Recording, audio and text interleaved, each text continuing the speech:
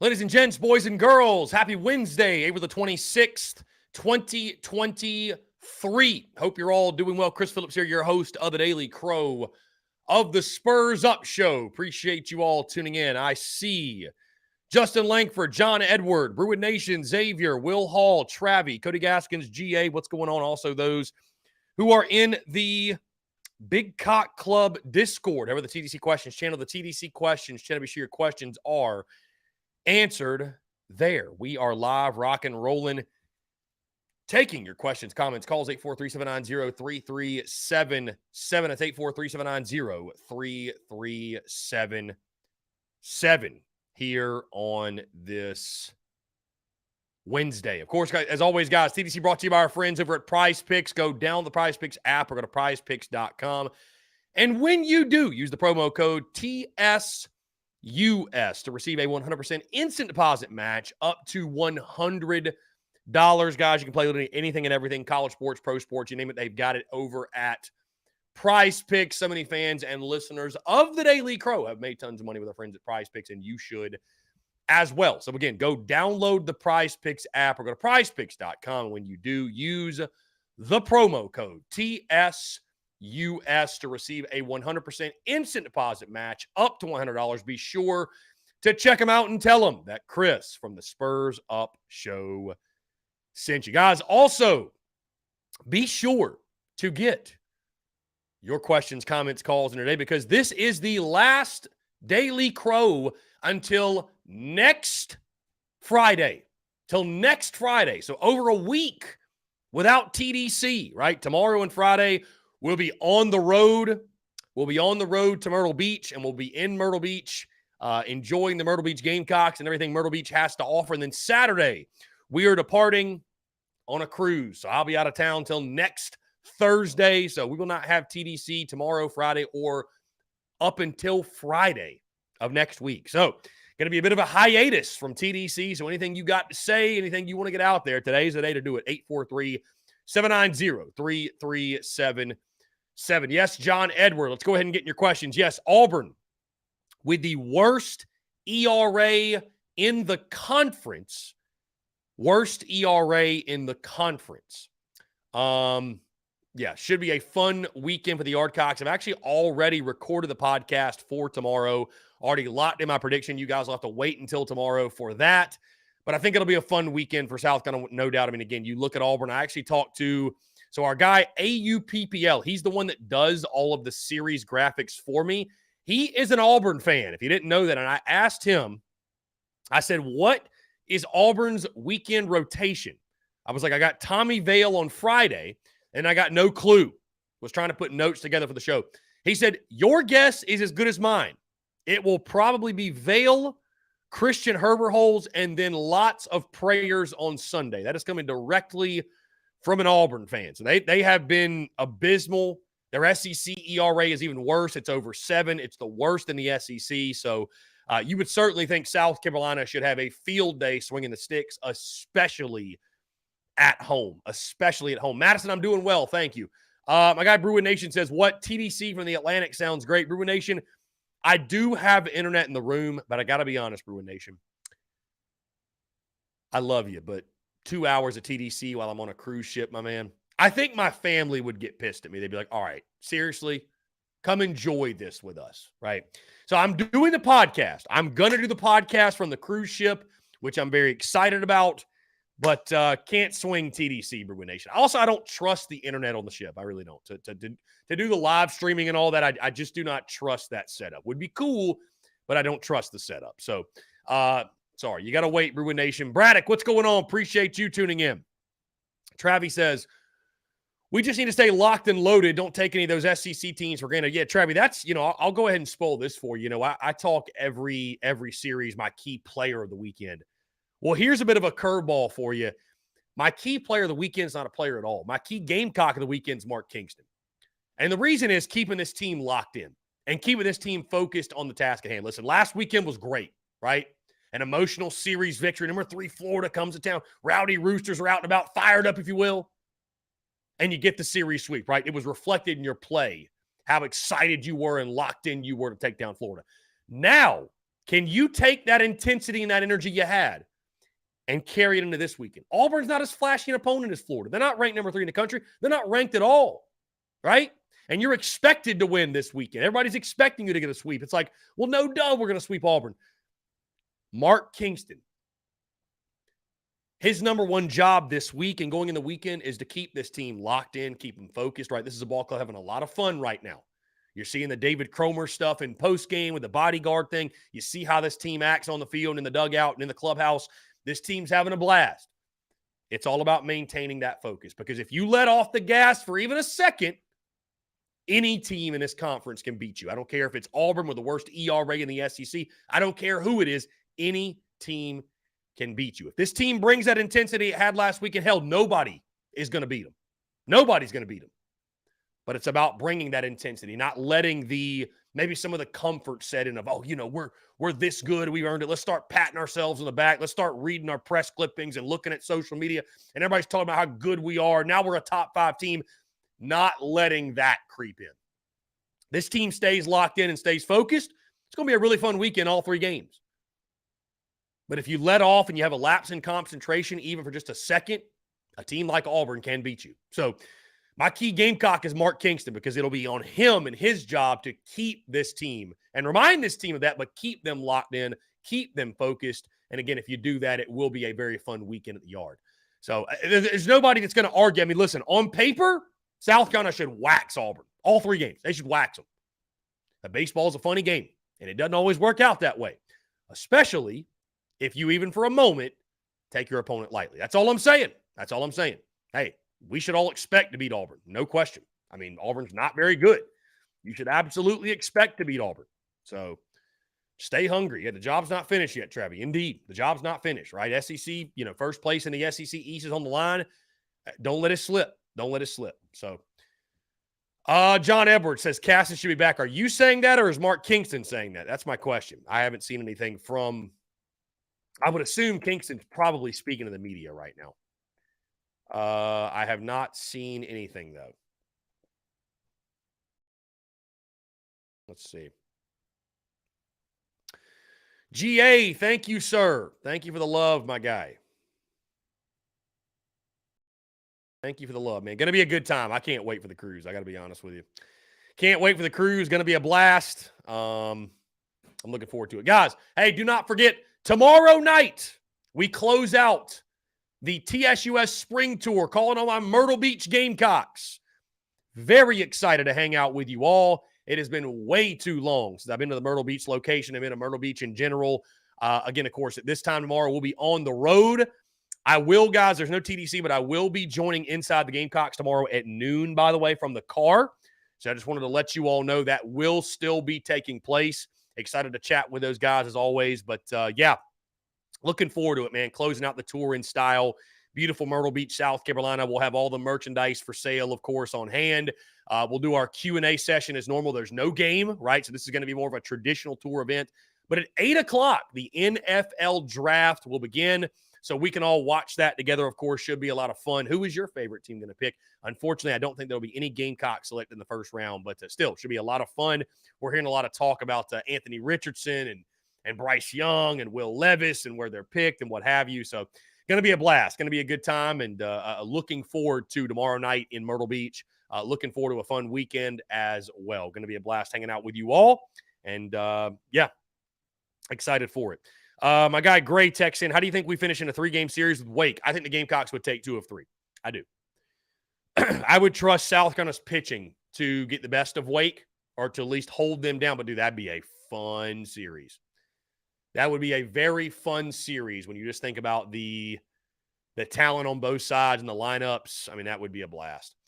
Guys, we got Mark Ryan coming on the show in 5 minutes. If you got any questions for Mark, line them up, and I will get them over to Mark Ryan. Looking forward to it. We've officially entered, guys, I'll tell you this. We've officially entered I used to think there was football season, there was baseball season, there was basketball season, there was this season.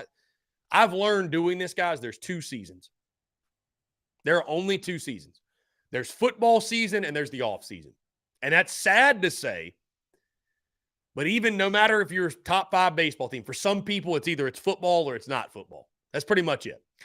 So in regards to top storylines and things happening, there's not a ton, I think, that's, not baseball related. For baseball diehards like myself and a lot of you all tuned in, there's still a ton going on. But on the football side of things, of course, things have slowed down just a bit. But really excited to chat with Mark Ryan. Of course, looking forward to the conversation. Something always comes up. I know Mark and Diesel yesterday, they had their they did something pros and cons of the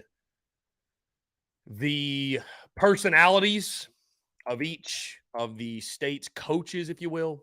So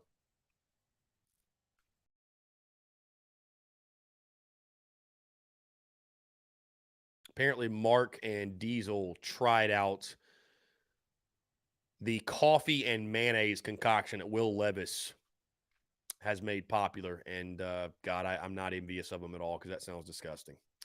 That sounds gross. It sounds gross. Call it for what it is. That sounds gross. So, guys, we'll have this combo of Mark Ryan, but I want to ask you this. So, Mark Ryan and Diesel, of course, they talked about positives and negatives, or worst and best personality traits of both Dabo Swinney and Shane Beamer. And I do agree with something that Mark said. I don't know that either fan base is really objective enough to take part, because both fan bases, it's funny, guys. I mean, people give Clem Sucks fans crap, and I'm not saying that it's not warranted to a large degree. I'm not saying it's not warranted to a large degree, but we give Clem Sucks fans crap because of the way they talk about Dabo Swinney, and they kiss the ground he walks on, and they worship him, and it's like cultish. I mean, Gamecock fans love Shane Beamer, dude. Let's not. I mean, I feel like we're somewhat casting stones from a glass house, and I love Shane Beamer too.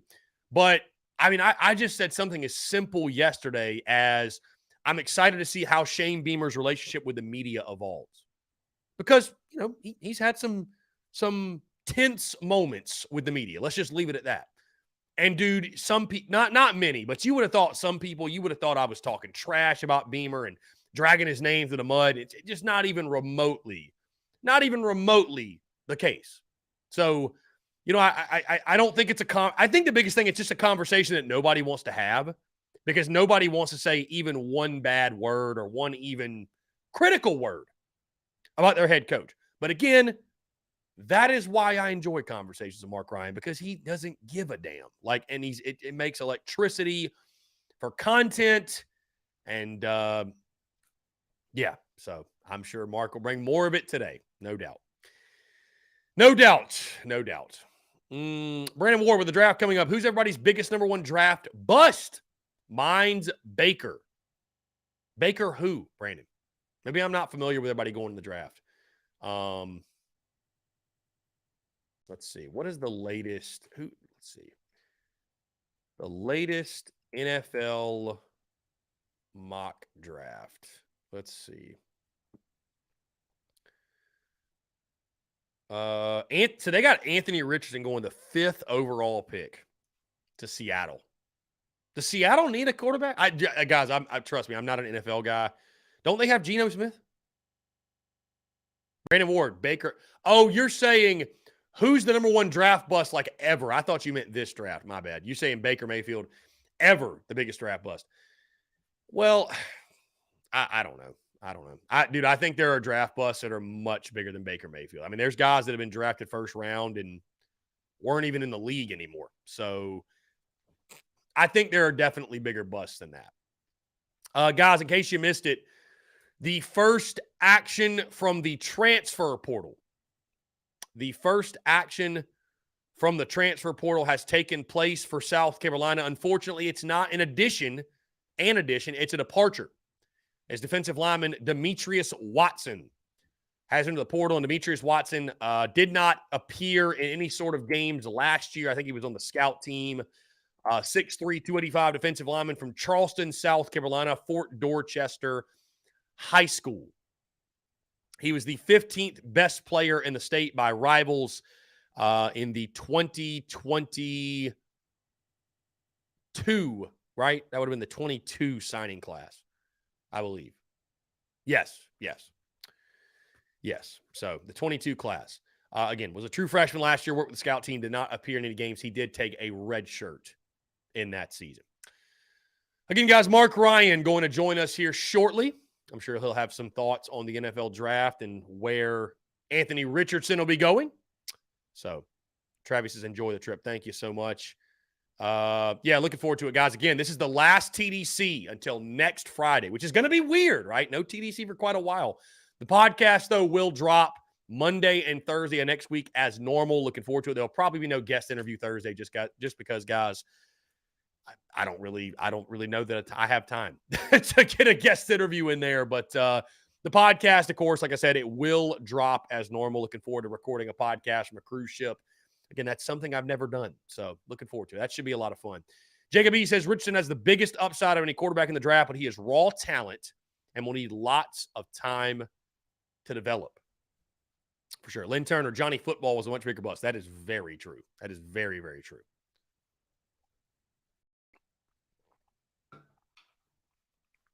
Very, very, very true.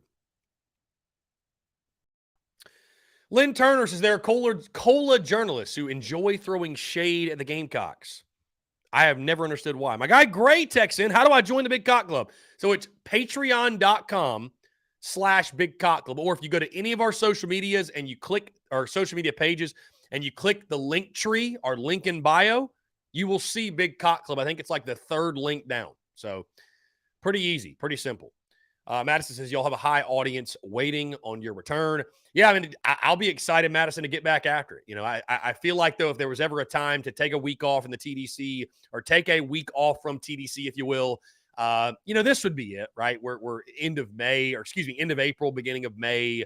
We're not in the postseason of baseball yet. Football is behind us. By the way, guys, on that note, I do want to highlight this. This is a shameless plug. I dropped the article this morning. Hope, welcome to the off season. Hope springs eternal. I'll talk about that more in a little bit, but one of my favorite pieces I've ever written. Would definitely suggest you guys check it out. That being said, okay, he joins us every single Wednesday around this time. Looking forward to chatting with him as always. Of course, Mark Ryan of the Fan Upstate and host of All Sides of Mark Ryan that airs every single day, 3 to 7 on the Fan Upstate. Mark, what's going on, my friend? Appreciate you taking the time. Chris Phillips, Spurs Up Show crowd. What is good? Can I get an amen? Amen, the NFL my friend. Draft is in the offing. Oh, yeah. Yes. Yeah, I was just looking at that, the mock draft. It looks like the latest mock draft I've seen, Anthony Richardson going to be the 5th overall pick for the Seattle Seahawks. That sound about right to you? Look, Chris, who knows? Who knows? I know that when he was asked about his visits, Anthony Richardson said Seattle was special. You know, he is a Pete Carroll kind of guy. Pete Carroll drafts the DK Metcalf types, the real athletic freak types, and then they develop them. But, brother, is that ever a project? That guy is more raw than sushi. You know, I'm sure that Gamecock fans were very impressed by what they saw from Anthony Richardson. I heard they were impressed 38 times. In that game, you know what I mean, by Anthony Richardson. As for me, barely beat USF, lost to Vanderbilt. 3 quarterbacks in the history of the NFL's first round were drafted in the first round with a lower completion percentage in college than Anthony Richardson. Those guys were Ryan Leaf, Kyle Bowler, and Jake Locker. How did that work out? So, look, man, he's got the tools, but if you want to bid your future on the outlier, everyone's, Josh Allen made it. Yeah, brother, that's the outlier. You want to live on the outlier? You want to risk on the outlier? Or do you want to risk on the rule? So we'll see, my brother. We'll see. I know Seattle likes him, though. Could be interesting. Yeah. I mean, I just know if I'm an NFL GM, I don't know that I'm rolling the dice and investing that kind of money in a project. I guess that's probably where fans also will come back and say as well. You know, Mark, one of the reasons, obviously, one of the many reasons I love having you on this show, man, is we've talked about this before, when I say the beauty is in the banter, and I run towards the uncomfortable conversation. And you do the same. So I thought your segment yesterday, which I listened to on Dabo Swinney and Shane Beamer, was fascinating because I agree with you. I don't think either fan base is objective enough to do it because it's one of those things that no, seriously, I think it's one of those things. We got very little response, Chris. We got it was. Let me tell you this, man. Right. It was that rare post where like the interaction and the comments are Mhm. very small. Mhm. The texts that came in were very small, but then you look at the engagement number, it's very high. So Yeah. in other words, everybody's listening to it, nobody's responding to it. And I'll tell you something that's really unique about this state compared to others that I've lived in, worked and lived in Florida, in Georgia, in Texas, right? Um, there, people are willing to put their name on it. It doesn't feel like you're turning your back on your family Mhm. to have an honest, objective conversation about your program. Here, it's like nobody publicly wants their name attached to anything critical or constructive, even about their team and about their school. Isn't that fascinating? Like they want to hear it. They want to hear it, but they don't want to take part in it themselves. Yeah. I mean, I've learned that, Mark, doing what I do, is that college fans, and I had to learn this, I would say, kind of the hard way or just firsthand early on, that it feels like there's many things you can say in a pro sports market about specific players, especially, and coaches, that it doesn't fly in a college market because, and I think the reason, and I've pinpointed the reason I believe is because, especially for alumni, it's so much more personal. When you talk about the coach, it's like you're talking about your uncle. When you're talking about the players, it's like you're talking about their kids. I mean, it truly, Why though? it's, Why? I don't know. I Why is don't know. that? And it's why I've always said, Mark, and I don't know if I've ever told you this. Maybe I have off the record, but I think one of my greatest assets is that I'm not an alumni of the University of South Carolina. And I can just see it so black. I don't have this personal tie and connection that clouds my vision of what things are. And that's a blessing. I mean, truly, I'm grateful for that. You know what I mean? I think everything happens for a reason. But I saw that. And to your point, Mark, by the way, that tweet, not to spend the entire segment talking about this, but 19.1 thousand views. I mean, I quote tweeted it. And normally when I quote tweet something that I think is, I won't say that's controversial, but it's something that certainly I think I've seen people take things personal that were much, much less controversial at all. And it only had like 1 or 2 replies. So to your point, I think a lot of people, it was like almost like who's going to speak first type of deal. Yeah. And nobody wanted to be that guy. But, Yeah. to They're your not point, surprised that you and I would do that, right. Chris. They're not surprised No, at that at no. all. But for those tuning in, what we did on the show was we listed the positive and negative personality traits of Dabo and Shane Beamer. Mhm. And on Dabo, obviously the positives are he is the genuine article. He is who he portrays himself to be. He is fiercely loyal to his teams. He's a God-fearing man. The best compliment you could give anybody in life is that they're a good person. And Dabo is very much a good person. That's the best compliment you could give him. The negative personality traits for Dabo are that he's way too stuck in his ways, can be a little bit belligerent, a little bit ornery, and he's been kind of unwilling to adapt on some things. Shane Beamer is destroying Dabo on social media, right? Dabo's got that one video, Hickory Dickory Dock, right? And that's really it from Dabo. And Shane Beamer is connecting with the kids where the kids are. It's an old sales tactic, Chris. Fish where the fish are, right? Beamer is fishing where the fish are. Dabo is not. He's all over social media. Beamer's positive character attributes are that he's confident. He's got a magnetic personality. People gravitate toward him. The enthusiasm, the engaging qualities that he has are through the roof, right? He is really good for the most part with recruits on social media. The negative attributes about Shane Beamer, as we said, he can be immature and hot-headed. Rumor has it I may have experienced that directly. But like those, there are, like that those are our knocks, right? So it's not, oh my God, who are you to say this about our coach? Everybody's got positive and negative personality traits. Well, except me.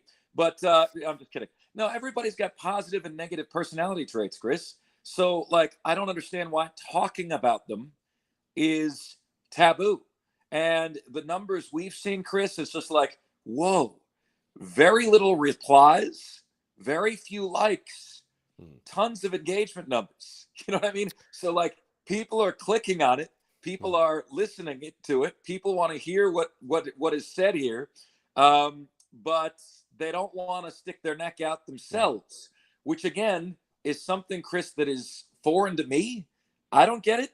I don't understand it. I don't know why someone would be like afraid to stick their neck out and say that. I had a guy, Chris, when I was leaving the Palmetto Bowl this year at Clemson.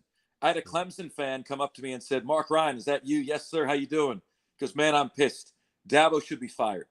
And I said, "Really? You're willing to say that after one loss?" He goes, "Yeah, I've had it, man. No transfer portal. Recruiting is slipping. Dabo should be fired."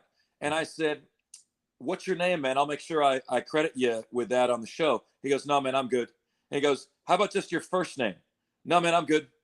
You know? So, like, what? What, like, where I come from? And that Mark is Twitter in a nutshell. That's what that is. Yeah. Twitter in a nutshell. You put your name on it. You put your name on it. Like, why is that so hard to do? Yeah. Yeah. No, yeah, I mean, and I'll say this, Mark, because one of the reasons I love having you on and I love our conversation, I don't agree with everything you say. I want to go on record and say that. I feel like some people, for some reason, they have this misconception. What? They have this misconception that I do. So, I'm hearing this for the first time. I don't know how to process this. Right. It's wild how there's some people that think I just agree with everything you say and whatever. So, like, I think immature is a little harsh, but I did say when I quote tweeted you guys, I'm excited to see, and your media, and I don't put myself in the media box, but sure, throw me in there. But I'm not even talking about myself. But I am intrigued to see how Beamer's relationship with the media evolves, right? Because we have seen him get snappy. We have seen him be short-tempered. We've seen the find some joy, which is Shane Beamer's version of pipe down slapdick. That's just what that is. We've seen the find some joy. We've seen him go after beat writers after the Dowell Loggins hire. I've seen it all. And I think, and I want to get your thoughts on this, Mark. I think Shane Beamer is the perfect fit. Like, it's a perfect marriage. Because as I told you when he asked me what food would describe the Gamecocks fan base, and I said a spicy margarita and the hottest barbecue you've ever had. Well, you told me, let's bring them in. You said Carolina's not exactly the wine and cheese crowd. No, they're not. And it just got me thinking. I'm like, okay. Wine and cheese crowd is like the corporate suites at NFL games. Yeah. You know, like that's the wine and cheese crowd. The Pac-12 college football fans. Right. The crowd at USC in Los Angeles is kind of a wine and cheese crowd. So if South Carolina is the opposite of that, what foods would the Gamecocks be? And what did you tell me, Phil? I said spicy margarita and the hottest barbecue you ever had. A lot of people were commenting like a Busch Light or Natty. I'm like, no. It's got to have more of a kick than that, my guy. South Carolina fans are definitely hard liquor. There's no question. Beamer is, you could not have a more perfect fit for the school. What the school needed, what the school wanted, a personality fit. People forget, Chris, that Beamer has smacked his own fan base around a little bit too. You know, like nobody mentions the quote anymore which is one of my favorite Beamer clips. He's like, "I'm tired of everyone walking around here expecting something bad to happen. Like, we got to get rid of that, man. There's like a black cloud around here, you know?" And he is speaking to the inferiority complex inherent in every Gamecock fan. You know, when I asked my boss, who is a Gamecock fan, to describe the Gamecock fan base, he says, they've been kicked a lot. You know what I'm saying? So he is the perfect guy to collectively get Gamecocks' heads out of their asses. You know, look outside. The future's so bright, you need shades. And stop waiting for the other shoe to drop around here. And his attitude, his chippiness fits with the fan base. Right. Now, Chris, I didn't say he goes around in his day-to-day life as an immature person. I said he can be immature, right? He can be immature and he can be hot-headed. And we've seen that. I've seen that. Other people have seen that, right? I'm not the only one who's seen that. I was just, he's got that, I was just going to say, not to cut you off, but he's got that edge and that chip on his shoulder that this entire fan base carries. That's why I think Beamer literally is a reflection of the Gamecocks fan base. But to your point, he's also fighting, and I think we just lost Mark there for a second. Did we lose Mark? Is that on me? Is that on Mark? Here we go. All right, there he is. Mark, we got you back.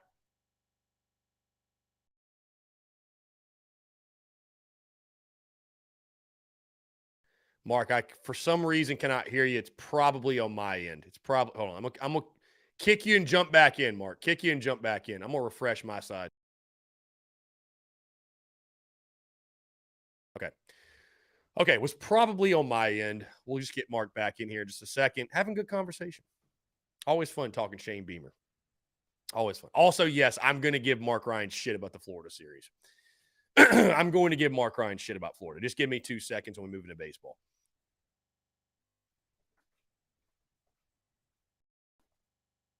Okay. All right. All right, beauty. We got you back. Can you hear me? Yeah, that was probably on my end. I apologize. You know what, Chris? It's weird. Does everyone else get cut off when their phone rings? Like I was getting a call. Oh, was that it? Okay. And when I got a call, it kicked me. If there's something I can do in settings to turn that off, maybe do not disturb on the phone. But that's about all I could think of. But you're good. You're good. All good. No biggie. Yeah. No, man. Look, I think there's so much to be excited about there. There's so much to be excited about. The last point I'll make: all the positives about Beamer are known, right? The engaging personality, drumming up interest, energy. He is confident. He's magnetic. He's connecting. He's building a pipeline from DC, right? When he and I had our tiff about Garrett Riley, when I said I don't see other elite coaches doing that, Chris, I meant that. You know what I mean? Like I don't see that. When I had a take, Chris, about the Carolina Panthers and that I wasn't supposed to know that they weren't going to hire Steve Wilks as their next head coach, the Carolina Panthers didn't blast me for coming out with something they didn't want people to know. What they did do is they had representatives from their franchise reach out to me and say, Mark, we invite you to reach out to us the next time you get a scoop like this. And that's the kind of communication, Chris, that I would have appreciated. Hey, Mark, I know, you have sourcing about this. I'd like to have a conversation, as opposed to just scorched earth, right? Like I'm going to be a big bully and I'm going to send all my minions after you. I would have appreciated a man-to-man conversation if that bothered me, because I'm willing to have that, just like I'm having that with you.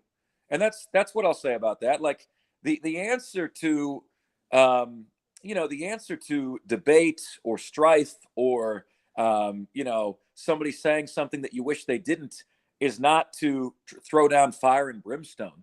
It's to have a conversation about it, is to quote unquote be a man. And that's what I wish happened about the Garrett Riley thing back in January. Mm-hmm. But Chris, I got a lot of stuff about the draft to share with you today. Are you ready for this? I'm ready. Yeah, I'm ready. Okay. Absolutely. Okay. Total players drafted in the NFL draft. Okay. Mm-hmm. Clemson 268, South Carolina 212. Not bad, right? Not bad. Current players in the NFL: Clemson 37, South Carolina 27. In terms of ranking, Clemson is 10th and South Carolina is tied for 20th with some good company: Florida State and USC in Southern California, right? Mm-hmm. So tied for 10th, tied for 20th. Here's where Beamer really needs to close the gap. Players expected to be drafted this weekend: Clemson 6, South Carolina 2. 2 players scheduled to be drafted. Chris, the more that you do some digging into last year's Gamecock team, the more it seems like a bloody miracle that Beamer was able to pull off what he did, right? Only team in the country ranked worse than 100th, not even in the top 100 in rush offense and rush defense. There's projected to be 2 players drafted from this team.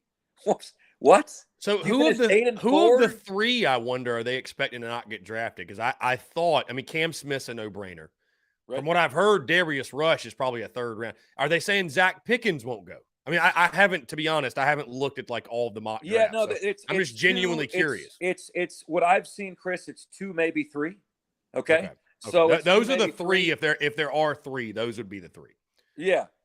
So I have Zach Pickens as a guy to be drafted, and at least a month ago, Darius Rush was lower on the boards, but he could be.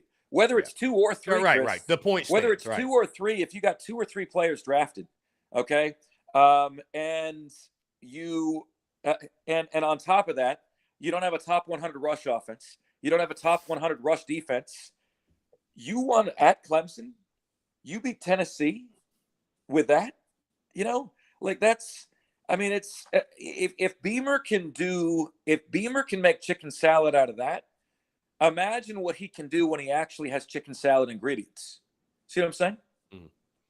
Yeah, I mean, we got a lot of time left, obviously, Mark, before the season. I mean, it's never too early to talk ball, but it is fascinating when you and why I think again it's so important to establish that floor, if you will, of 8 wins, and we've agreed that would be a success if you can match last year's win total at 8 wins. Mark, I mean, I have to, we've gone too far in the show without me saying how did last weekend taste, the South Carolina Florida series? Everybody wants me to ask you. I have to throw that out. It tasted a lot like Will Levis's coffee with mayonnaise, Chris. I saw that you did that. How was it? How was the experience, by the way? Dude, that is the worst tasting thing I have ever had in my life. And all I can tell you, Chris, is in case you guys are wondering, Will Levis is projected right now to go second in the draft to the Houston Texans. My guy, John McClain, formerly of the Houston Chronicle, now of Gallery Sports, said that in his final mock, he's got Will Levis going to the Houston Texans, number 2. Will Levis is famous for taking bathroom selfies. And he's famous for eating a banana with the skin on it and putting mayonnaise in his coffee. And I was wondering, Chris, if this was just a stunt or if like the slight egg flavor, works with the coffee or whatever. Dude, there is no way in God's green earth that guy does that. Okay.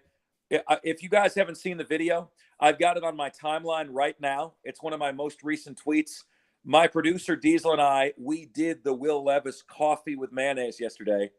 There is not a single redeeming quality of that concoction, which ironically is how some of your audience feels about me. But there's not a single redeeming quality there, Chris. There's not a single redeeming quality. My stomach still feels queasy from having ingested that yesterday. Okay? It is so there's no way that dude drinks that. I'm not buying it. I will say, Mark, my lone experience, and I like mayonnaise, right? Like on a sub, on a sandwich, whatever. But my lone mayonnaise experience, it's like a notable experience. You might recall, of course, the Gamecocks went to and won the Duke's Mayo Bowl, and I said that if South Carolina won the bowl game, I would eat a jar of mayonnaise. Well, I didn't eat the whole jar, but I made a video after the fact of me eating like 3 or 4 spoonfuls. And let's just say 30 minutes later, me in the toilet had a date. I'll just put it that way. Was not a good time. Was not a good time. But you know what? For the clip and for the content, it was worth it. So either way. By the way, Chris, how many states the last 10 years, okay? How many states have had more players drafted than South Carolina the last 10 years? Out of 50 states, where does South Carolina rank players drafted the last 10 years? And this includes like all the schools in the state, right? We're not talking about the University of South Carolina. This is just South Carolina players. No. This is like players born in the state. Okay. So like you're from South Carolina. Okay, so that means it doesn't matter what school. You could just players born South Carolina. I mean, you could have played at Virginia, right? But because you're born in South Carolina, you're from players from the states drafted. I'll say the Gamecock, or not the Gamecocks, the state of South Carolina. I'll say 7th, 14th. Okay, 14th out of 50 states. 14th. The state of South Carolina, players from South Carolina. In other words, they went to the high school here, Chris. Right.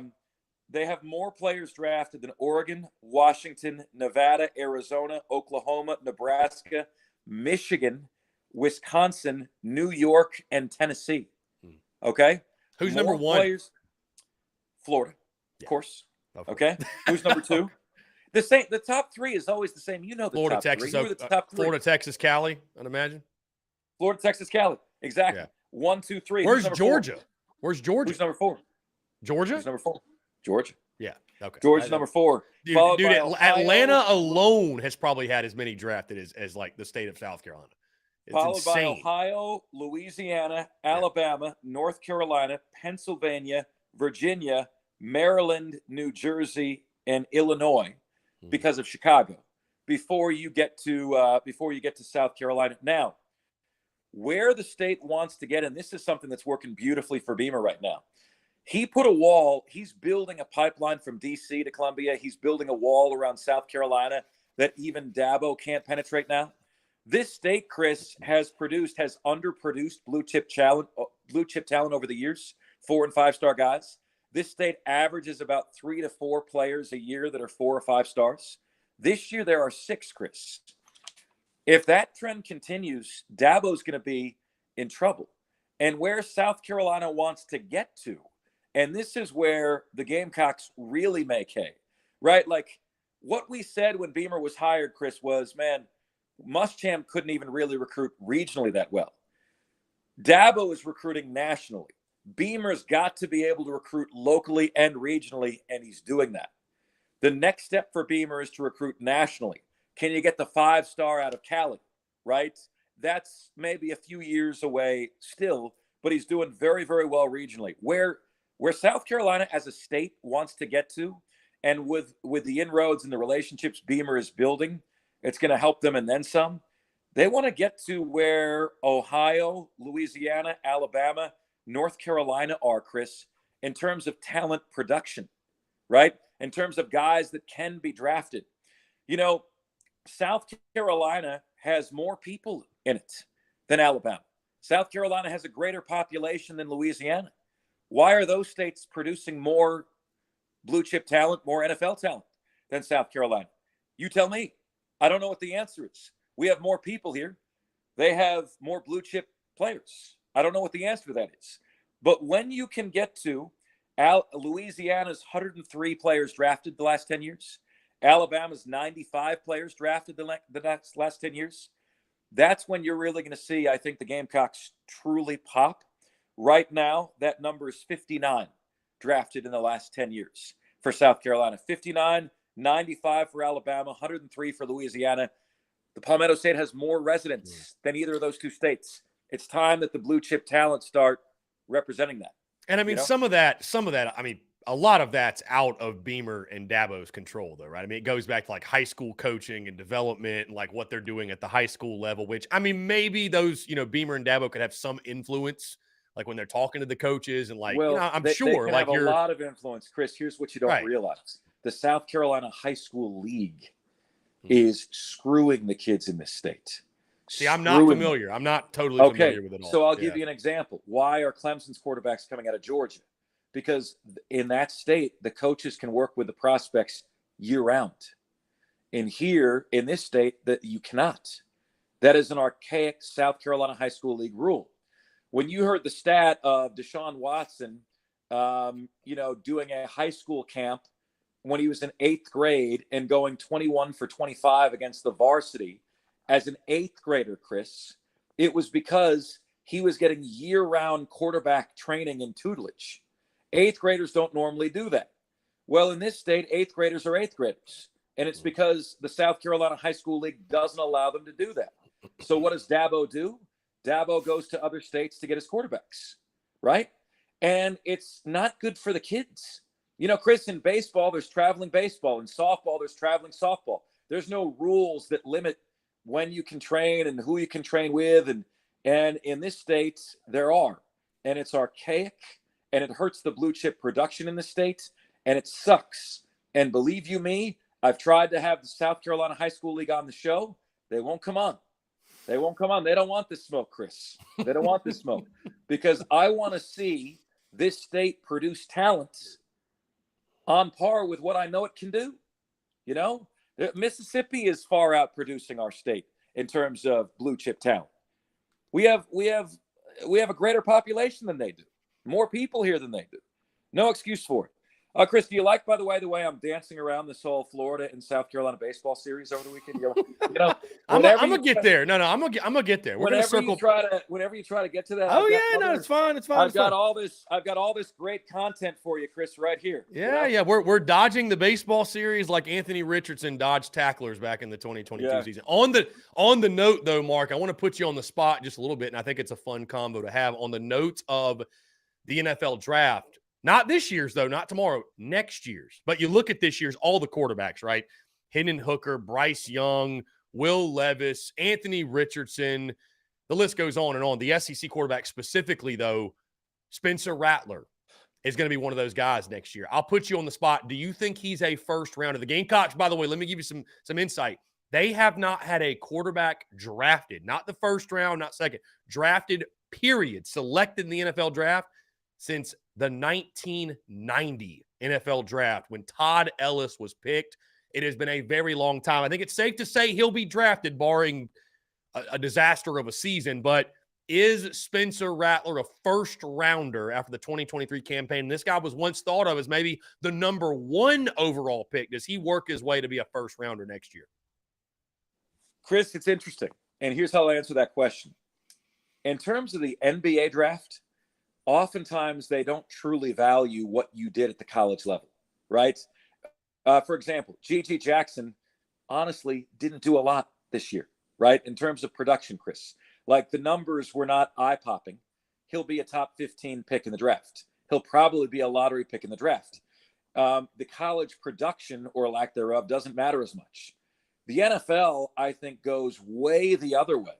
And all that matters is your college production to a degree. And so that's what I think makes this year so exciting if you're a Gamecock fan, is it's like, Spencer Rattler is Forrest Gump's box of chocolates. You have no idea what you're going to get, right? Are you going to get the Spencer Rattler that clicked the last few games? Are you going to get the Spencer Rattler that looked lost the first 9, right? He's having to learn another offense again. Is the Gamecock season going to go down the toilet before it finally clicks, right? Or is he going to hit the ground running, and are they going to make a statement against North Carolina in the opener?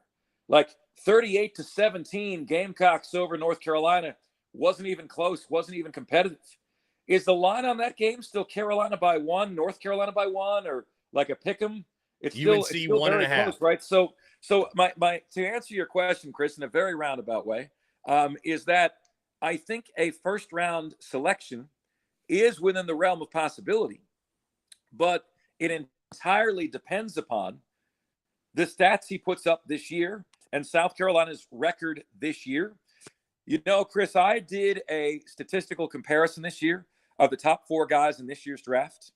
Bryce Young, C.J. Stroud, Anthony Richardson, Will Levis.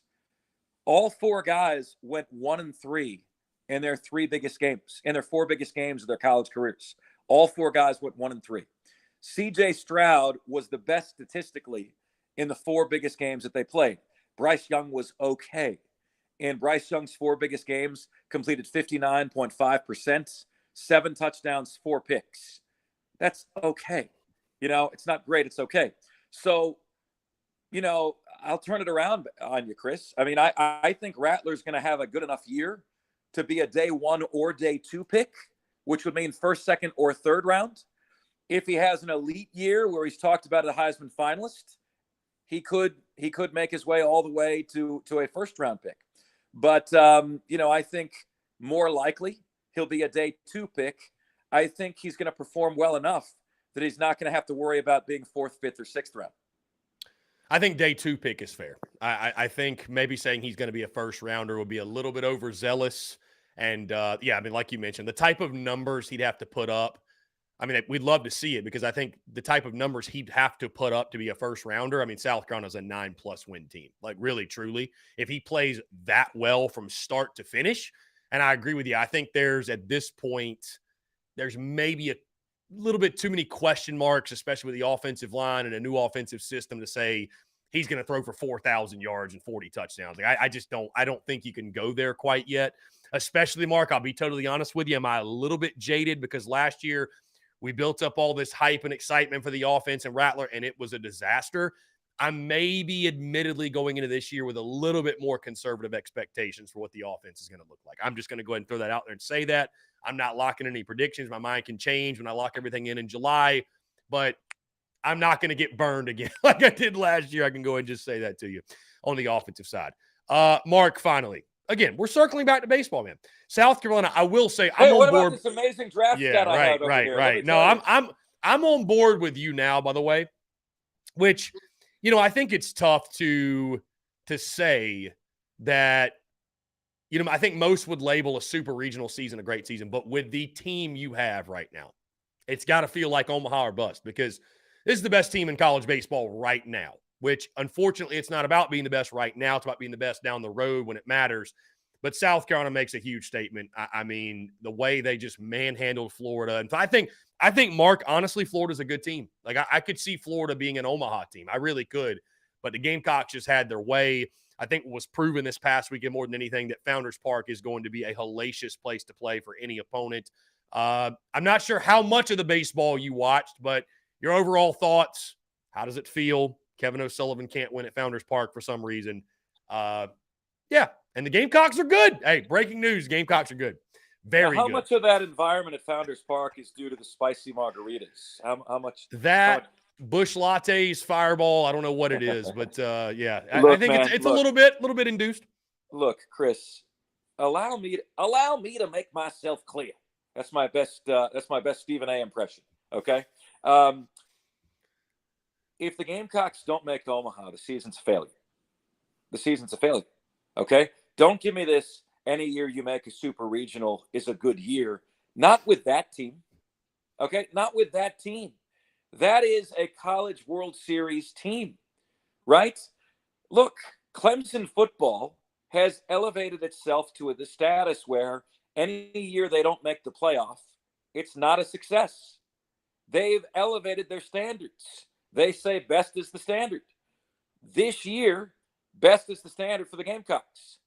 And if you do make the College Baseball World Series and, you get a couple, unfortunate L's, you still made the College Baseball World Series. Only 7 other teams do. That's a successful year. But, Chris, to not make the College Baseball World Series with that outfit, with that roster, that you can't tell me that's a successful season. Now, as for my Gators, my orange and blue, you guys beat us like we stole something, man. Seriously. 25-10. The cheeks are still sore on the backside from that one, Chris. 25-10, the Gators were outscored. And I felt like Florida was playing in that series. The team that would win the national championship if they played the College Baseball World Series in a home park. Okay? So, if you played the national championship series at Founders Park, if you played the whole College Baseball World Series at Founders Park, the Gamecocks are your national champion. How do they bottle that? How do they take that on the road? How do they bring the hostile atmosphere that the Gamecock fans so beautifully created with them for a future series? And furthermore, to widen the lens a little bit, you and I discussed this, Chris. How do we take college baseball from being a niche sport to more of a mainstream sport? When I was a kid, the World Series television ratings were on par with the Super Bowl. Okay? Then now the Super Bowl ratings are 42. The World Series ratings are 8. Okay? About 10 years ago, the NBA also passed baseball. But you can argue that, hey, what's more popular in the U.S., baseball or basketball? It's kind of 6 in one, half dozen in the other. So why then are the Final Four ratings an 11 and the College Baseball World Series ratings a 1? Why then, Chris, do I scroll on my timeline and everybody's talking about Chris Beach, and then I go to his Twitter page and he has 500 followers despite the fact that he tweets often? By comparison, guys, I've got about 8,000 followers. I think Shane Beamer told you that. But I've got about 8,000 followers. And why does Chris Beach, if everybody's watching him, why does he only have 500 followers? How do we grow this thing to be more than just a tiny niche local following? I think one of the reasons, Mark, think about it, recruiting. What makes college football so big? Part of it's recruiting and following the journey of recruits. Is college baseball recruiting even a thing? I mean, no. Is there any ever breaking news when a recruit picks a school? I mean, from the baseball side? So I think that's part of it, right? Like the brands and the names of these players, these individual players, are established so early.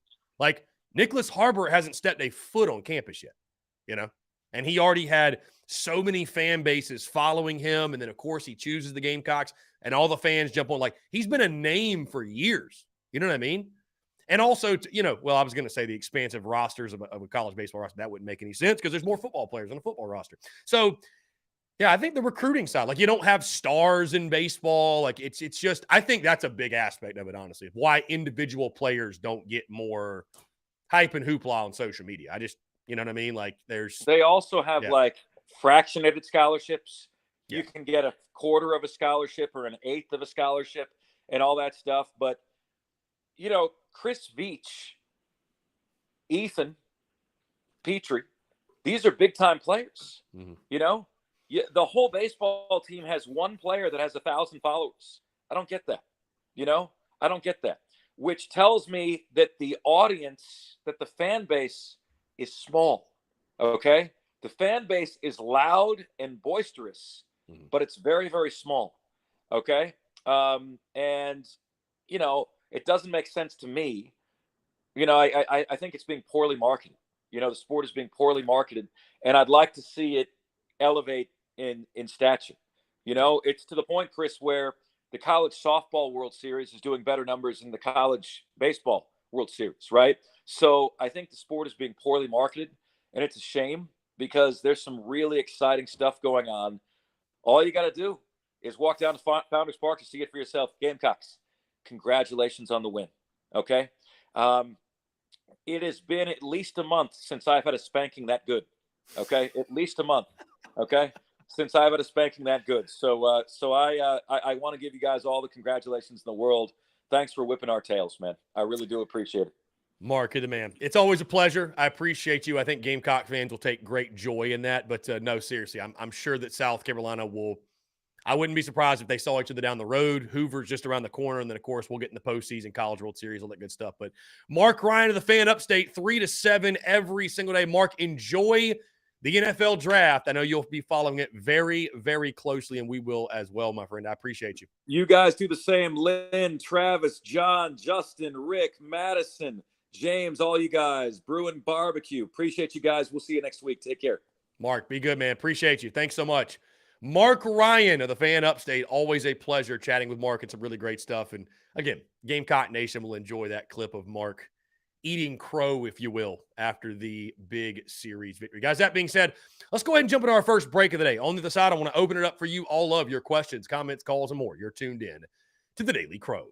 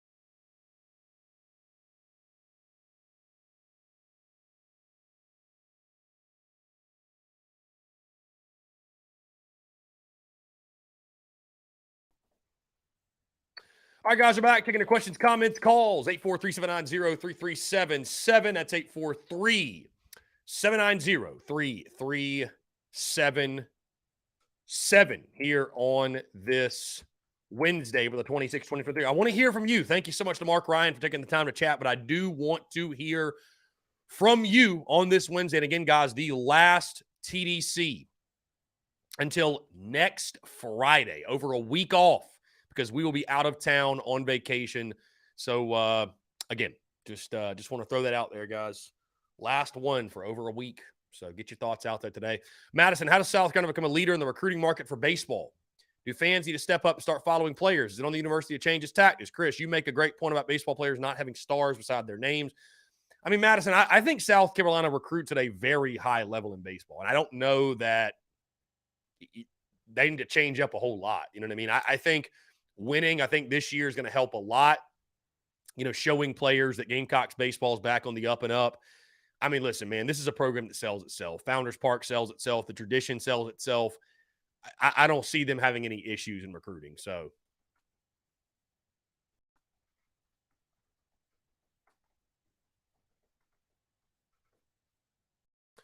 guys, Mark Kingston updating injuries on Inside the Gamecocks. He says, quote, "We will be in better shape than we were this past weekend." How much better? Still too early to say. Lee Croy is coming along slowly. I think Cassis will be available. McGillis is still not ready to play, but we are getting closer. Noah Hall will not pitch this weekend. We are hoping maybe we can get 2 of those 4 for this weekend. You may just see 1 of the 4 this weekend. Just keep hoping. So, interesting stuff. Let's jump to the phone lines here. Call from Robbie Davis, Zaxby's Hall of Famer. Robbie Davis, what's going on? How are you?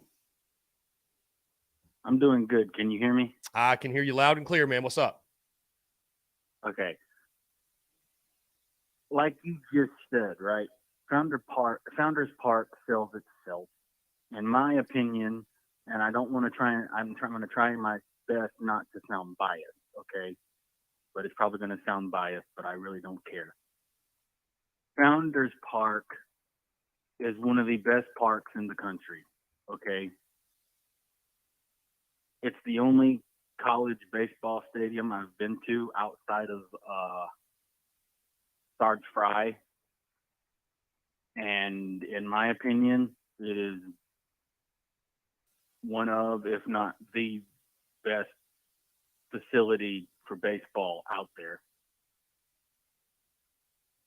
And with the way this team has been playing this year, I wouldn't be surprised if Mark Kingston talked some really good recruits into coming to play baseball in Columbia. Founders Park is one of the best indeed, my friend. That's not a hot take or a bold take or a biased take at all. It's just the right take. So it's an incredible ballpark and an incredible venue to watch baseball. And, yeah, man. Yeah, I'm excited to see it in the postseason as well, man. It's always a blast. And one nightmare that I have about Sarge Fry is the one and only game I went to. We were playing Tennessee, and they beat us like 19-3. I think was the final score, and they beat us pretty bad. So that kind of left a sour taste in my mouth. Mm-hmm. But then, whenever the new stadium was built, I went to almost all the home Friday night games in 2010, and it was an electric atmosphere every time I went in there. And Founders Park has not disappointed me yet so far. Mm-hmm. Robbie, you dropping your prediction today? It's your last chance to do it. Yeah, I got my prediction for it for the weekend. What you thinking? What you got? Who do we play again? I'm having a brain fart. The Auburn Tigers. Okay, so we're playing the Auburn Tigers or the Auburn War Eagles or whatever the heck they're calling themselves these days. Okay, for some reason, I want to pick us to get the sweep, but I don't really know how good Auburn is, okay? I don't know what the record is. I really don't care. But I'm not going to pick us to get the sweep. because, like you always say, baseball is a funny game and you just never know. Okay. So I definitely think we're going to take 2 out of 3. If we wind up getting the sweep, it'll be icing on the cake if we somehow get the sweep. But I got us winning Friday 7-3, winning Saturday 6-3, and then Sunday losing 3-2.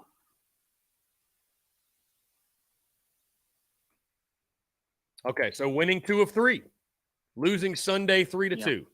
Okay, good pick. Good pick, Robbie. Good pick. And I wanted, for some reason, I really wanted to. I thought about this last night. I really wanted to pick us to sweep because of how well we played last weekend, but I was like, I just can't do it because, like I said, baseball's a funny game, and you just never know, and you still got to go out there and play the game. And I mean, hey, you're right. You're right. You never know. You know, it's a crazy and the fielding game. And also the fielding hasn't been too great. Okay, our infield hasn't been playing too great. But if our infield plays the way that we know they can play, I wouldn't be shocked if we did get the sweep.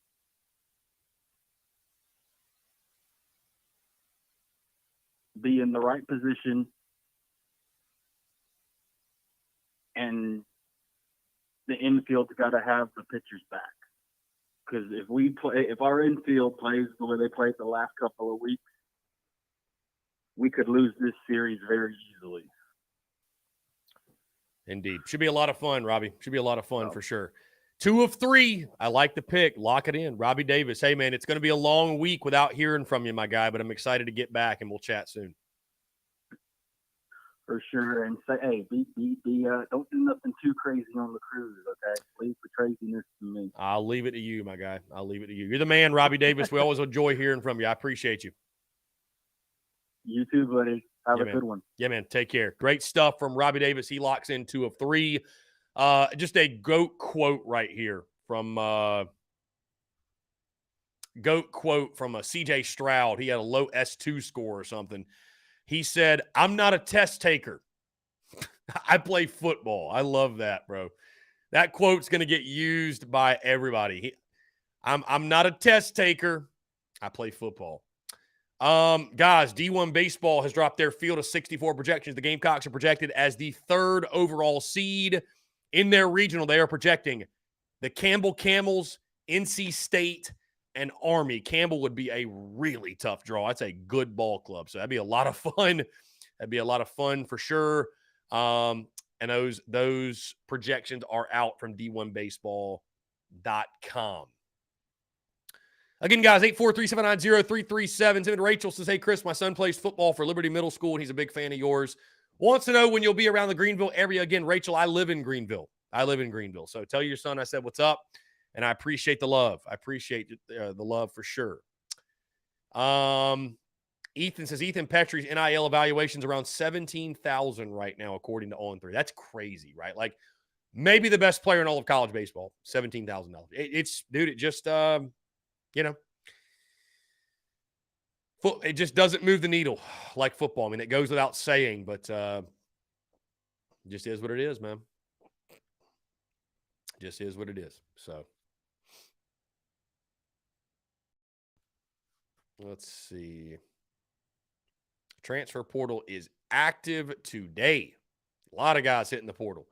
How about 51 players from Colorado? 51 players from Colorado hit the portal. Crazy, dude. Just crazy. South Carolina had one hit the portal today. Demetrius Watson into the transfer portal. I'm really surprised. I know we had JC on yesterday. I'm still surprised the Gamecocks haven't picked up anybody. That to me is a little bit surprising. I'm sure it'll happen at some point, but a little bit surprising for sure. Let's see.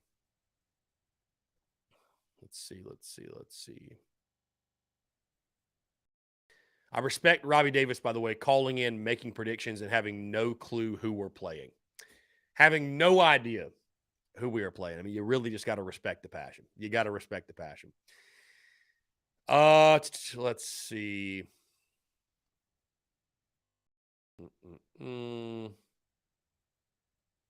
Blind confidence. Yeah, DGD, I hear you. I hear you, man.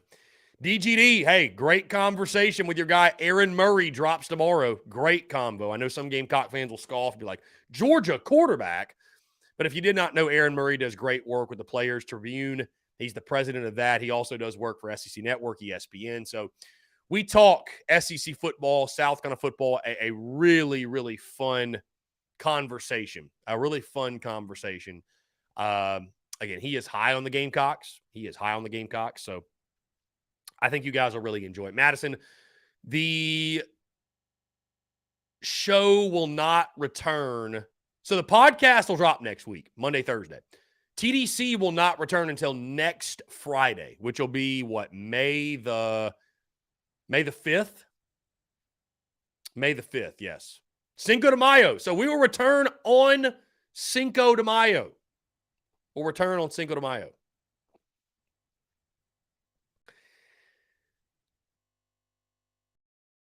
My guy commenting on the transfer portal statements. With that being said,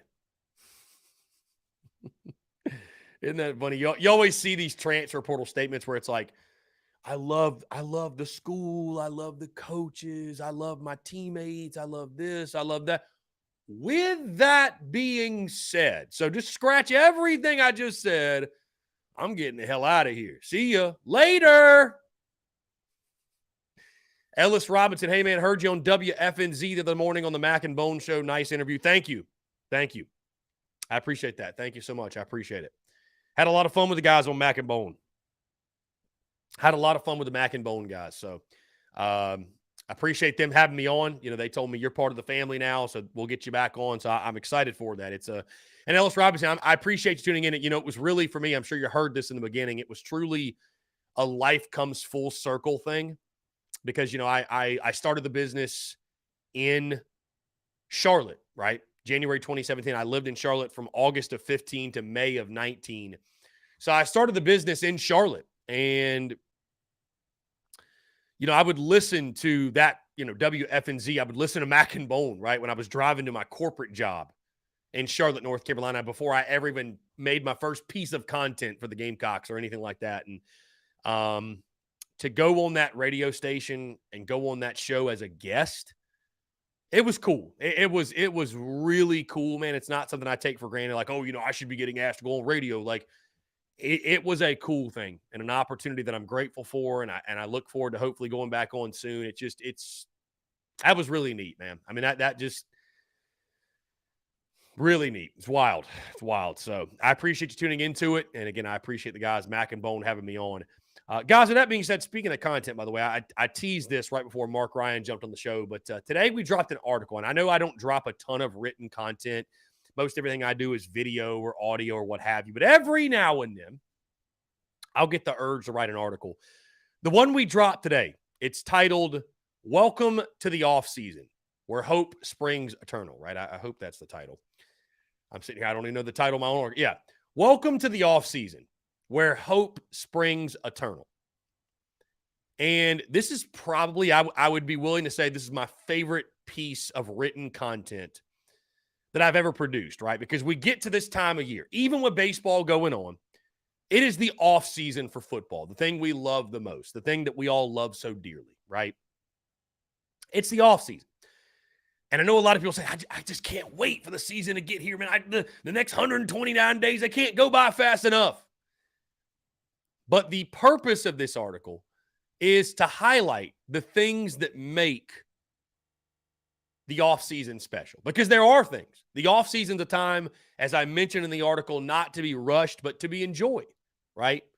You know, too often, and this goes so far beyond sports, right? Like one of the people struggle to live at times in the present moment, right? That's why you see people, the anticipation and the hype leading to, like, let's say the vacation, it's actually a greater high than the vacation itself because you stay constantly just looking towards the next thing.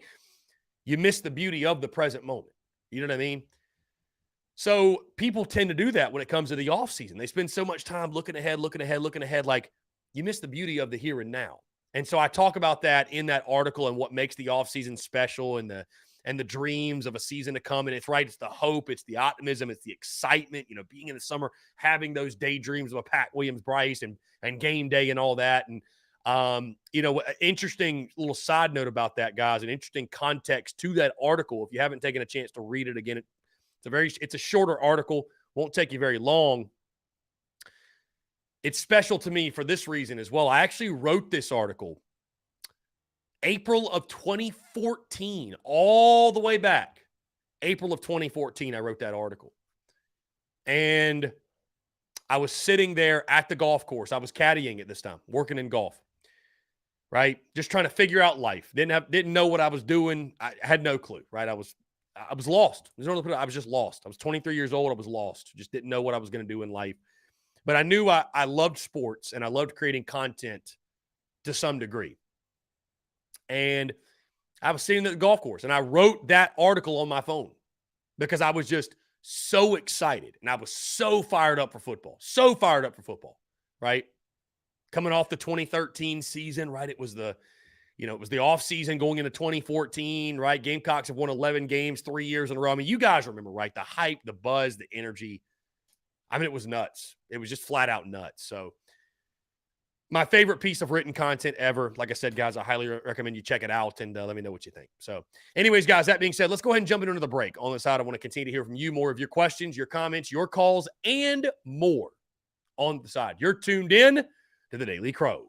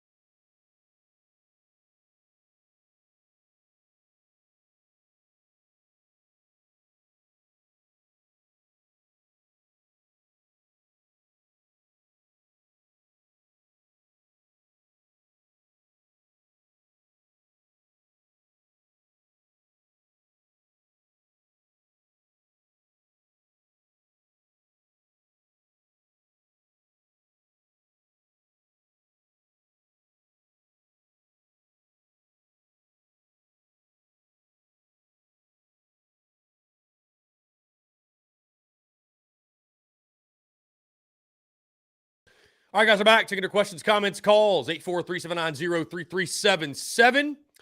That is 843-790-3377 here on this Wednesday, guys. Let me also say this. Wasn't sure I was going to do this, but posted the clip yesterday because I had been getting some questions, and I just believe in transparency and keeping it 100 with my audience. Obviously, you know, I posted the clip late last night about business and life and, you know, why I have not been going to games this season. And, you know, I don't think it's that hot of a topic. It's not something we're going to continue to talk about. But I just want to say thank you to you guys. Truly, the outpouring of love and support that people were expressing on that video and just commenting saying how much they love the content and love everything we're doing.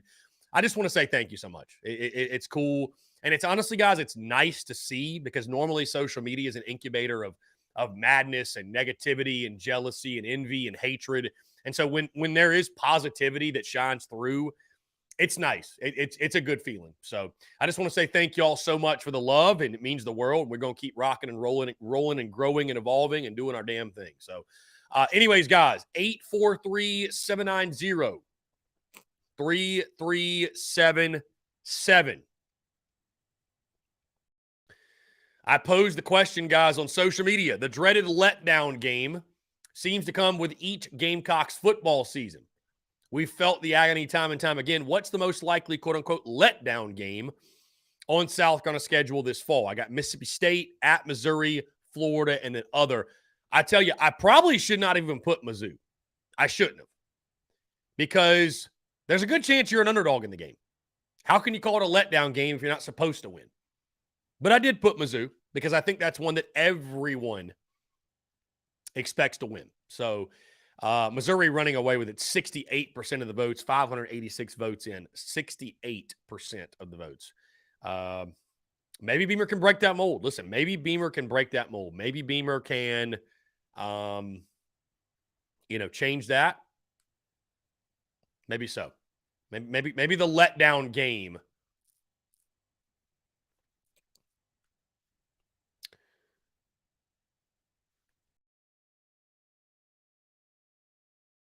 Maybe the letdown game will no longer become a thing. I just got a text from a buddy of mine. Connor Shaw is at Palmetto Golf Club today in Aiken, South Carolina, playing golf. How about that? Enjoy the day, Connor Shaw. Kevin Kisner also on hand as well. So good stuff. Good stuff. Let's see. Again, guys, really excited for the weekend as the Gamecocks take on the Auburn Tigers. Should be a great opportunity for South Carolina to improve their SEC record, of course. Gamecocks are the number 3 overall seed in the country in the latest projections. I think it's safe to say, guys, barring a major collapse, South Carolina is going to be a top 8 national seed. And if you'd have told me that in the preseason or before the season, what have you, I would have called you probably crazy. I would have said that was a little aggressive, overhyped, if you will. And sure enough, credit to those guys, the coaches, players, everybody in between. It's been a hell of a ride, man, for sure. Again, last TDC, guys, until next Friday. So what do you got? Anything? What do you got? I know it's a slow Wednesday. I know it's been a slow week. I get it. I know it's been a slow week. No football stuff going on, but still a lot to talk about, of course. Yes, the Winthrop game is next Wednesday, Madison. I'm not going to sit here in front with you and tell you I'm going to be watching the game because I'm not. But I will do my best to keep up with it. I do have Wi-Fi for the room.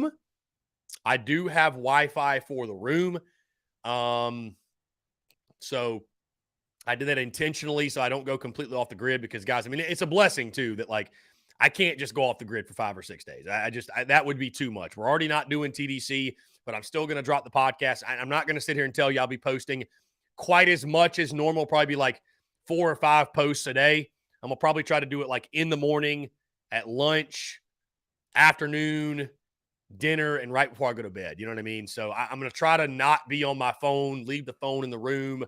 Hopefully there isn't like a ton of breaking news next week. That would be something, right? Like that'd be the week next week where shit just truly hits the fan. But no, I'm not going completely off the grid. I promise you. I'm probably going to lean on the Big Cock Club Discord a lot to keep me in the loop and let me know what the hell's going on just in case I miss anything. But yeah, it's going to be a lot of fun, man. Making content from a cruise ship, going to be a blast for sure. Let's see. What are we thinking? No Gamecocks, right? No Gamecocks selected in the first round, correct? I would imagine there will be no Gamecocks selected in the first round. Bruin Nation says, is the Chase guy on Twitter the same Chase guy on here? No, absolutely not. Paul McKeever, I think the letdown game is no more. Neither side wanted to lose in the spring game. I think this bunch is way more competitive than teams of the past, just my opinion. Paul, I just don't know how you measure that. I hear what you're saying, my guy, and I know. I mean, I don't know how you measure. Is this team more Paul? Is this team more competitive than last year's? I mean, I don't know how you'd even measure that, my guy. I don't know. Graham Holden, Chris, can you inform me on how postseason tickets work? That is something you got to go through the school for. I have no idea. Graham, I genuinely have just no clue for you, my guy. That's something the University of South Carolina will know a lot more than I will. That is for sure. They're going to know a lot more than I will. So, Colorado quarterback Drew Carter has entered the transfer portal. My God. I mean, they are literally losing their entire team. Literally everybody on Colorado is going into the portal. Everybody. It's crazy. Absolutely crazy. Guys, in case you missed it, Demetrius Watson, Gamecocks defensive lineman, is a Gamecock no more. He has entered the transfer portal. The local kid from Fort Dorchester High School. So it begins. We'll see if anybody else enters the portal. But yes, it is no more for Demetrius Watson. Graham Holden, when you went in 2021, did you get them off Ticketmaster? I don't think so because I was a season ticket holder, Graham. I was a season ticket holder. So I think I got them through the school. Ticketmaster is going to be a great place to get them. But, yeah. So, Buck Thomas, speaking of tickets, does anybody have any they are trying to sell for this the Saturday Tennessee game? Buck Thomas. The best thing I'll say is this, guys. If you're trying to find tickets or sell tickets especially, put it out on social media and tag me, and I will retweet it. I will share it. That'll get it out to the masses. Everybody I've helped try to sell tickets, they've gotten rid of them pretty quickly. So, Chris Miller, are you going to Hoover? I haven't decided yet, Chris Miller. That'd be a lot of fun, though. That'd be a lot of fun. I have not made the decision, but that is something we're going to the SEC tournament, something I definitely would love to do, no doubt. Definitely would love to do. Graham Holden, we need to put a portable grandstand in right field if it comes to that. Wouldn't that be something, Graham? I don't think they'll do that, but wouldn't that be something? A portable grandstand. Bruin Nation says Dion told him to leave. There's a good chance. You're probably not wrong, my guy. You're probably not wrong. You're probably not wrong.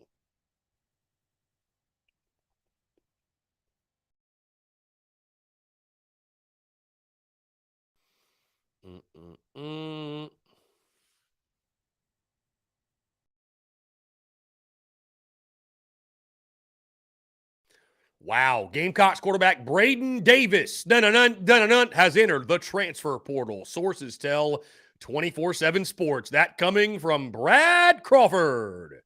There it is. Braden Davis is officially gone. Braden Davis has entered the transfer portal. Breaking news. Braden Davis, Gamecocks quarterback, has entered the transfer portal. This is not shocking. This is not surprising. I think this is something we kind of expected, but we just didn't know which quarterback it would be. Braden Davis has entered the portal. My guy Chase Slayer of Queens says it's about time somebody jumped. I mean, you don't want to see anybody go, but I think definitely when you looked at, I looked at last year, Tanner Bailey was the guy that was traveling. Braden Davis wasn't even coming along. Then you see what Lenora Sellers did, and I just think, I just think you knew at that point, like the kid doesn't want to be a fifth string. You know what I mean? He don't want to be a fifth string. So you hope that he gets playing time somewhere. It's unfortunate, but it is what it is. I'm not totally shocked at all. There it is. Braden Davis has entered the transfer portal. So Jacob E says Sellers is the future. I think there's a good shot. There's a good chance. So Madison says safe travels to Myrtle and get those cool ass shirts in the fans' hands. Thank you, Madison. I appreciate you. Thank you so much. We will have them on sale for sure. We'll have them on hand, no doubt, no doubt. Will Hall says can't say I'm surprised. Hopefully he gets playing time somewhere. Yeah, I mean this doesn't come as a shock. This doesn't come as a shock. Brewer Nation, according to JC, we actually needed some to enter in order to free up scholarships for portal guys. We only had one scholarship before the day started. I mean, yeah, Brewer Nation. I mean, I'm sure that. I mean, listen, Beamer's going to be very honest with guys. Like, hey, you're not going to play. You know what I mean? Like, if you want to play, this is your role in the football team. If you want to play, it's in your best interest to go somewhere else. So, you know, he's going to be honest with him. He's going to be transparent. He's going to keep it a buck. But, you know, and guys, I wouldn't be shocked if it wasn't somebody else hitting the portal too from the quarterback room. I mean, you still got a stacked quarterback room. Rattler, Doty, Gauthier, Bailey, Sellers. Does one more hit the portal? We'll see. Maybe not. Maybe so. But, yeah, Braden Davis, in case you missed it, Braden Davis officially has entered the transfer portal, Gamecocks quarterback. So we thought it might come. We thought it might happen.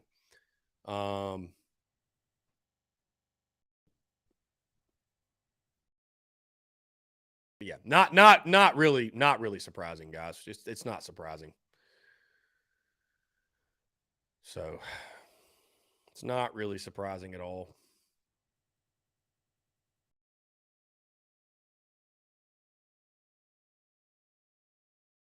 Not really surprised. Travis says, is Tanner Bailey next? No, I don't think so. I'd be surprised, Travis. I'd be surprised. Again, Tanner Bailey traveled last year. Here's my conspiracy theory, though. You know who needs a quarterback? The Auburn Tigers. You know where Tanner Bailey's from? Alabama. Now, they'd probably go after somebody a little bit more proven, but I'm just saying. But no, I don't know. You know, it's tough to say, Travis, who would be next. Is Tanner Bailey going to go? I have no clue. But again, I wouldn't blame him. I don't blame Braden Davis. I mean, these guys want to play. They put in all this hard work. They want to play. So, you know, it doesn't shock me. It doesn't shock me at all. So, it does not shock me at all.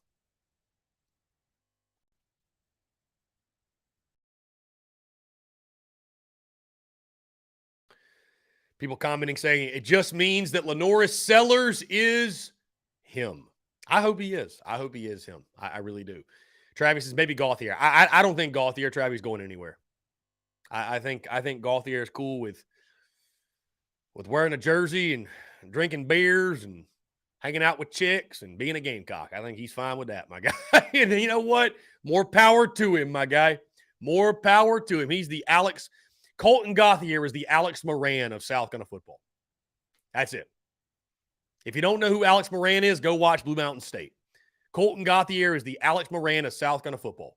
Just enjoys being the backup, partying, having a good time. And I'm not, guys, I'm obviously joking. This is a joke. I feel like you have to say that because how dare you speak on what he does and what he does. It's a joke. It's a joke. But no, I think Gauthier is going to stay. I don't think Gauthier is going anywhere. It would shock me if at this point he's finally like, hey, now I'll enter the portal. So we'll see. We'll see. Anyways, guys, big news. Braden Davis has entered the portal. So Madison, the portal close date is the end of this month, April 30th. So 4 days from today. 4 days from today, April 30th. That is when it closes, Madison. So I would expect to continue to see action from all over the place in the portal. That being said, guys, we're going to go ahead and jump into one final break also so I can get this this Braden Davis news out there on social media. Going to go ahead and get this out there. Guys, again, appreciate you all tuning in. Let's jump into one final break. Taking more of your questions, comments, calls, and more on the other side. You're tuned in to the Daily Crow.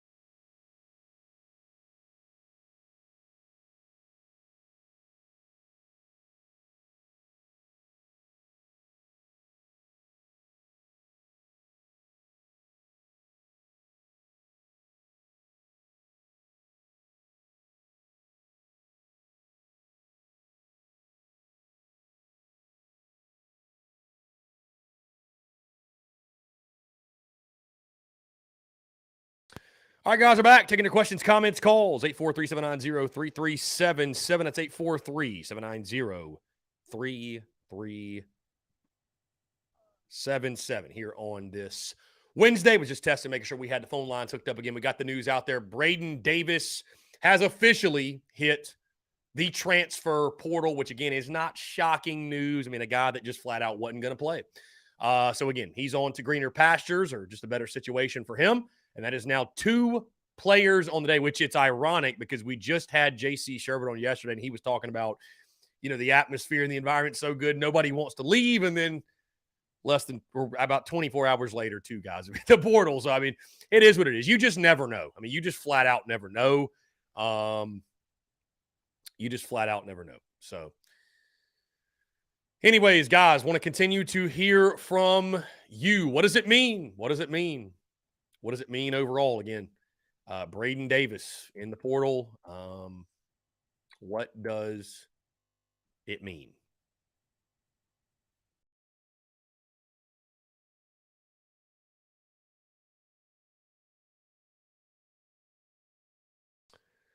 Let's see. David Garrick, my guy Dave, says, I thought Gauthier would have been the first to bolt. Well, you know this at this point, Dave. Again, I don't think Gauthier, I don't think he's going anywhere. I don't think he's going anywhere. I think Gauthier is a guy that's cool with playing his role. Let's put it that way. Tyreek Lowry says, would you guess that Sellers is the 3rd quarterback on the roster behind Spencer and Doty? I mean, dude, Tyreek, I said this after the spring game, and I don't know if our guy Brian Lattimore is going to chime in or not, if he's tuning or not. I hope that he is. I've been, and it's kind of ironic, right? I'm going to Myrtle Beach tomorrow, so we can have this conversation. I know those folks in Myrtle, they love Luke Doty, right? They love him. I mean, I had people last year, Myrtle Beach folks, chirping me, Luke Doty should be the starting quarterback over Rattler. Like, I had people literally getting in my face about it. Arkansas watch party. If you were there, you were there. Some belligerent drunk lady, I don't know who it was, telling me I was crazy for not giving Luke Doty a chance. They love Luke Doty, and I like Luke Doty too. And I know it's a spring game, and it doesn't matter. And I've already said my piece on this. But if you're asking me today who I would put at QB2, dude, Luke Doty hadn't gotten any better since what I saw 2 years ago. Give me the upside of the young freshman. I'd rather give him the QB2 reps. Because guess what? It don't matter if you're QB2 or QB3. He ain't going to play. QB2 ain't going to play. Nobody's playing except Spencer Rattler. I'd rather give Lenoris Sellers the reps. Flat out. Flat out in a story. Now, I don't even want to mention the I word, but if something happened where someone besides Spencer Rattler had to start all 12 games this season, I may go Luke Doty simply because of experience, but I'm cycling Sellers in. I'm putting Sellers in to get him ready to go to I think he's got more talent than Luke Doty. I think he's got more upside than Luke Doty. I think he's got a higher ceiling than Luke Doty. Bro, it ain't personal, it's just ball. Flat out.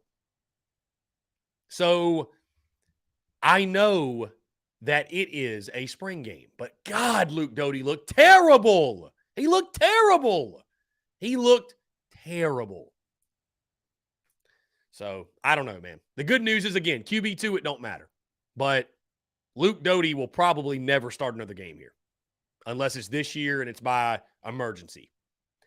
Because I think by next year, it's Lenoris Sellers season, basically. It's Lenoris Sellers season.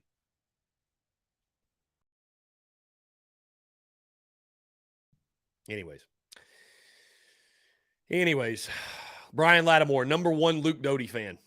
That is it. Brian Lattimore, the number 1 Luke Doty fan. I love how the transfer portal channel has also become the TDC Questions channel. But to Brandon's point, it should be a moot point, honestly. It should be a moot point. QB2 ain't going to play. Just flat out. Unless maybe against Furman, Jacksonville State, maybe Vandy late. But for the most part, again, I came into last season, guys, saying, I can't wait to see Braden Davis and Tanner Bailey and those guys play in those games against SC State and Charlotte. And we never saw them. We just flat out never saw them. So, I don't know how much the backup is going to play. I don't know that. I don't know that. Brenda says that, and that Loggins has that common sense, unlike Shatterfield. Hopefully, yes. Hopefully, yes. So, again, I'm not trying to. I've been one of Luke Doty's biggest defenders over the last couple of years. I really have, but I mean, dude, I know it's a spring game, but good God, man. But I don't know. Anyways, QB2, bit of a moot point. It's a fun talking point though, because is it going to play out in the field? Are we even going to see it? Yes, Panic Ritter, Braden Davis is gone. We do know that. Braden Davis is officially in the transfer portal. Officially official. He is in the portal. So.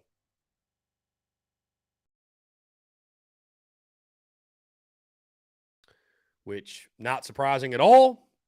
It's not surprising at all, but it's there. So.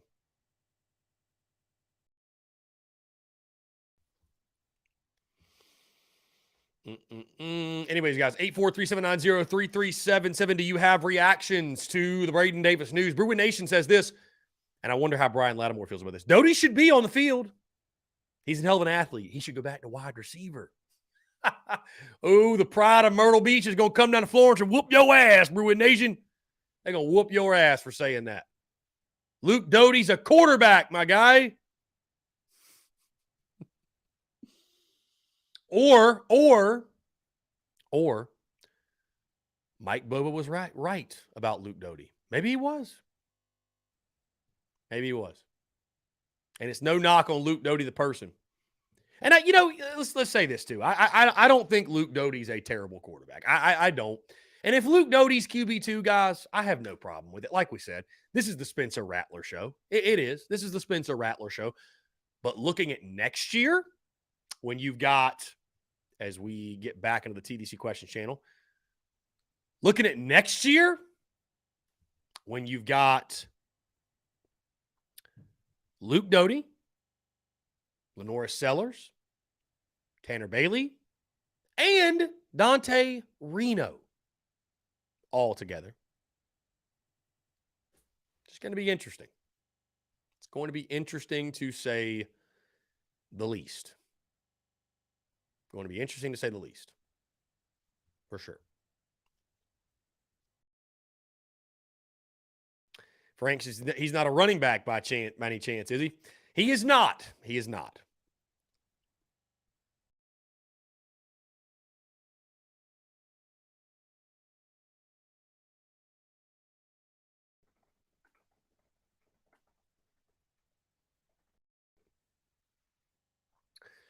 Anyways, guys, 843-790-3377. Travis says Davis had good size. Heard he had a good arm. How could we not develop him? I think Rattler being with us hindered him getting in. Not that he didn't have the ability. It was just unfortunate. That's how the cookie crumbled. Well, I mean, Travis, again, it's not like it was Rattler and then just him and he didn't develop. I mean, we just have a crowded room. That's it. I mean, it's not really even a knock on Braden Davis. We just have a crowded room. So, I mean, if they sat down, Travis, and said, hey, this is where you are on the depth chart. You're QB4. Maybe he was like, okay, I don't want to be QB4. I'm going to go somewhere else. So, I mean, and I tell you this, not every player in recruiting is a hit. I mean, God, we should know that more than anybody. How many 4-star quarterbacks have come through here and not panned out? So, it's Dave Garrett sometimes on a player transfer. It's not that they fear competition. They just see the writing on the wall. I mean, it's just, yeah.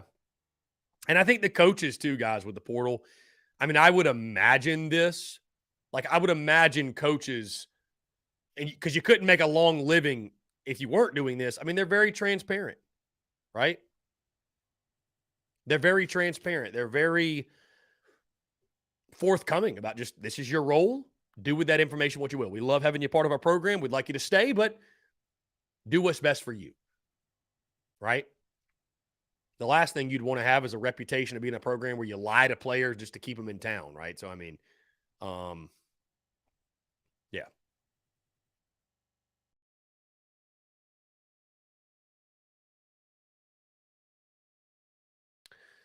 Let's see, Travis. Yeah, I get it, but he never got in once in 2 years. Was Braden Davis on the roster for 2 years? I thought he was. Last year was his lone season, Travis. Yeah. Yeah, last year was his lone season, Travis.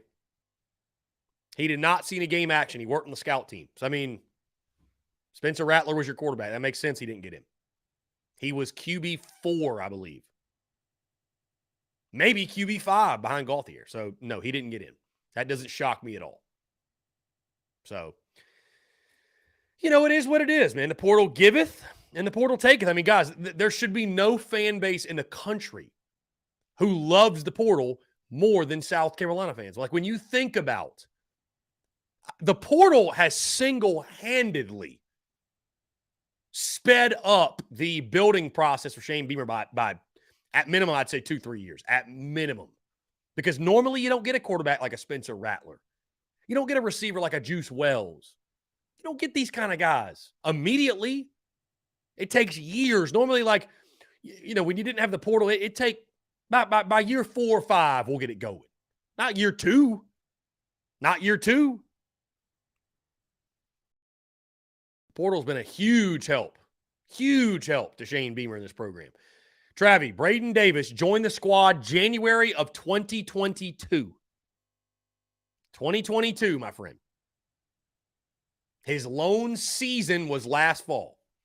So I don't know if we're on the same page or not. He was with the program all of the last year, calendar year, and then this spring, and that's it. So people are commenting, this is the Sellers effect.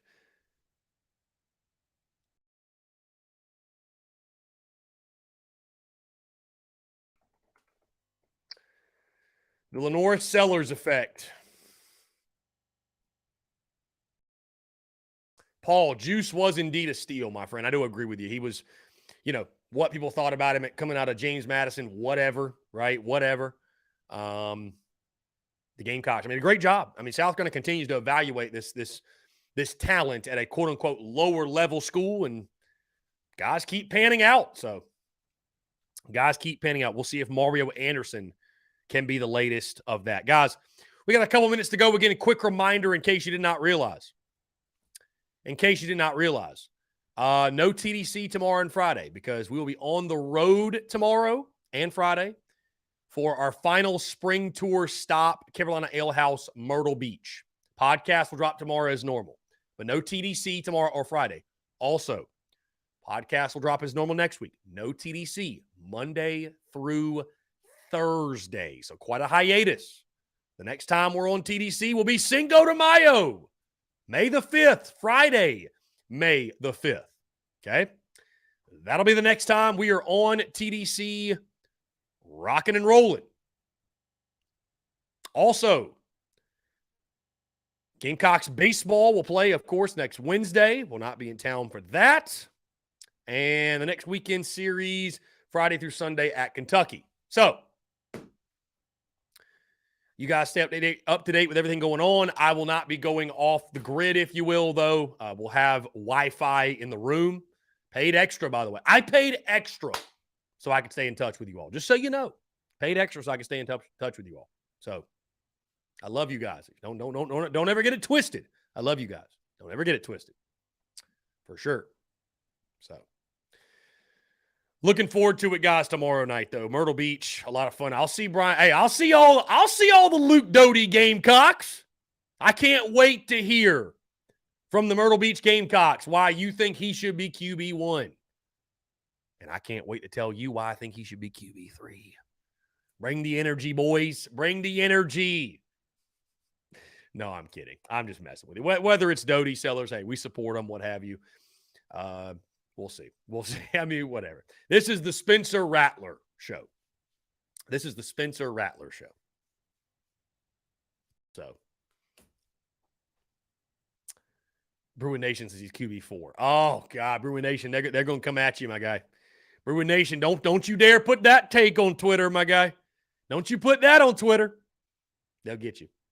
Now, guys, listen, it's all in good fun. The beauty's in the banter, truly. I really do appreciate it. Hey, a week or so, longer than a week. It's going to be a while before we chat again on TDC. Guys, in the meantime, listen, y'all enjoy yourselves.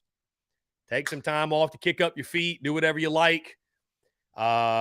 Appreciate each and every single one of you. It's because of you all, your love and your support, that we're able to take some time to do whatever, whether it be go golf, go on a cruise, go out of town, whatever it is.